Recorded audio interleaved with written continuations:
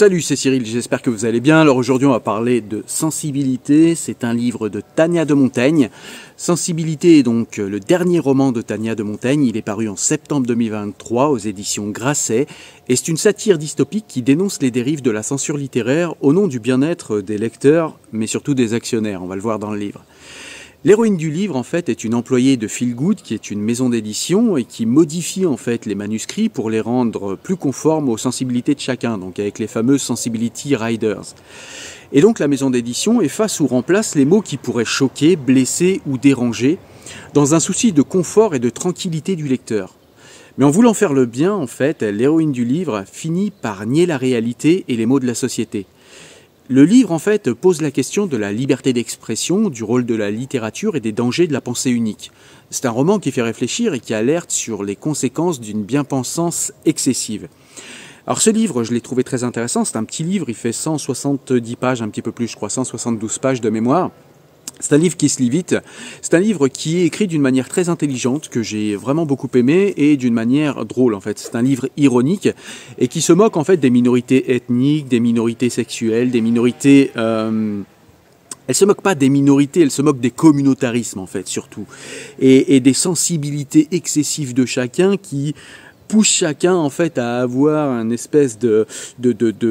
ressenti néfaste à propos de telle ou telle œuvre, de tel ou tel livre, et qui voudrait en fait que le livre disparaisse parce qu'il l'a mis mal à l'aise, parce que c'est un livre qui a été compliqué à lire pour lui, alors que c'est le but de la littérature en fait de déranger, c'est le but de la littérature de faire réfléchir, c'est le but de la littérature de prendre à rebours nos convictions pour justement les mettre en question et nous faire réfléchir. Et en fait, l'employée de Feel Good dans ce livre, en fait, eh bien, elle fait le contraire. C'est-à-dire que, alors au début du roman, en fait, il y a un auteur en fait qui s'est fait assassiner. Et elle a eu très peur, elle a été choquée, et elle se dit qu'en fait, ça ne doit pas arriver dans sa maison d'édition, et pour que ça n'arrive pas, eh bien, il faut tout simplement enlever les mots problématiques, enlever tous les mots qui mettent mal à l'aise les gens, tous les mots qui sont polémiques, tous les mots qui pourraient éventuellement choquer telle ou telle personne. Et donc, du coup, elle se dit que comme ça, elle n'aura jamais de problème et que eh bien, les lecteurs Feel Good auront toujours du plaisir à lire et que eh bien, il n'y a rien qui les mettra mal à l'aise dans la littérature. Sauf qu'en réalité, eh bien, ça pose des problèmes véritablement importants.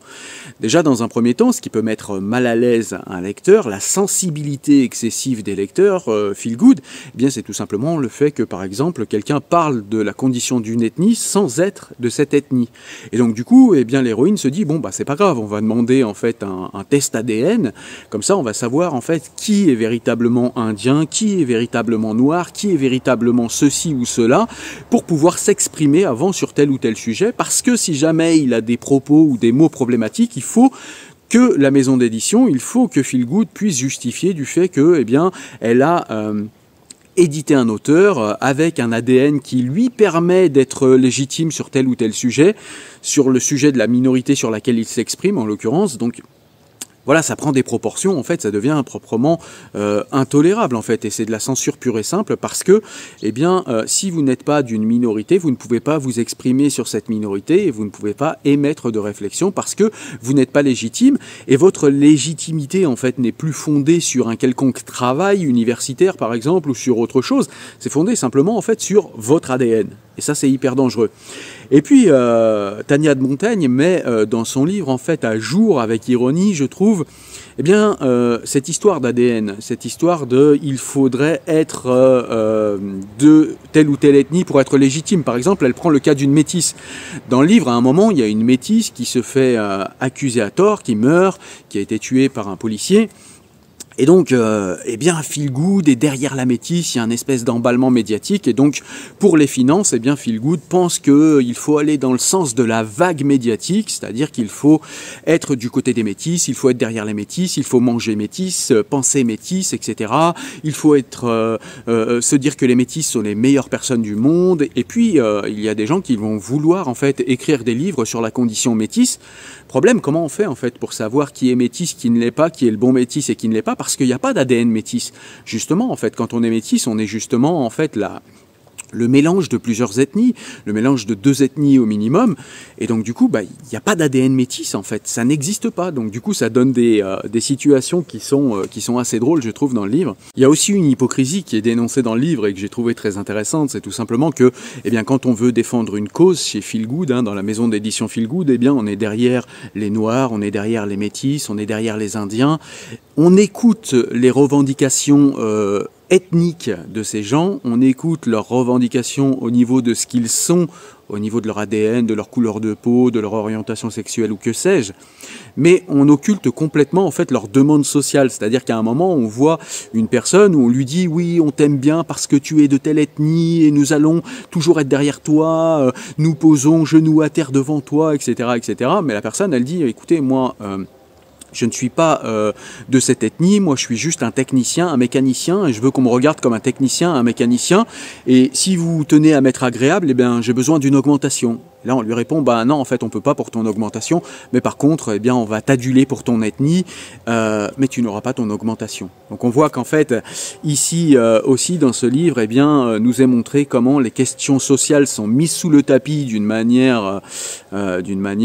voilà expéditive, pour pouvoir aller sur le terrain eh bien, des oppositions raciales, des oppositions ethniques, des oppositions victimaires minoritaires. Et j'ai trouvé ça très agréable de lire cela et de voir mise à nu eh bien, cette hypocrisie dans ce livre. Et puis il y a d'autres faits, vous le verrez dans le livre, je ne vais pas tout vous raconter, mais vraiment, allez lire ce livre parce que vraiment, elle manie l'ironie, je trouve, dans ce livre avec beaucoup de talent, et c'est très agréable à lire parce qu'elle met en situation eh bien, les idéologies qu'on voit aujourd'hui se développer avec des gens qui voudraient faire comme aux États-Unis, qu'il y ait des safe space partout, qu'on ne choque pas les gens, qu'on mesure notre langage, qu'il y ait des mots interdits, et que du coup, dans la littérature, ce soit la même chose, qu'il y ait des choses qu'on ne puisse plus dire, qu'on censure certaines œuvres parce qu'elles seraient problématiques, elles seraient, voilà, elles n'utiliseraient pas les bons mots, l'auteur serait pas légitime, etc., etc. Et donc ce livre est très intéressant, comme je l'ai dit, pour se questionner sur la liberté d'expression, pour se questionner encore une fois, et bien sûr l'universalisme, parce que c'est souvent ce qu'il y a de commun au livre de Tania de Montaigne, c'est que Tania de Montaigne est une universaliste et qu'elle croit à cet universalisme qu'il y a entre les êtres humains, c'est-à-dire qu'en gros, eh bien, on sent dans ce livre, et comme le précédent Les Noirs n'existent pas, que j'avais chroniqué sur la chaîne, on sent que pour Tania de Montaigne, il est plus important de se rappeler de ce qui nous rassemble sous la bannière de la condition humaine plutôt que de regarder ce qui nous sépare, que ce soit pour des raisons ethniques, pour des raisons de différence d'orientation sexuelle ou autre. Voilà. Donc un livre que je te conseille, je te mets un petit lien en description pour l'acheter si tu as envie, sinon achète-le chez ton libraire préféré.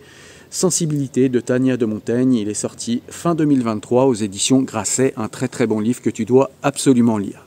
Allez, je vous dis à très bientôt pour une prochaine vidéo, portez-vous bien, ciao.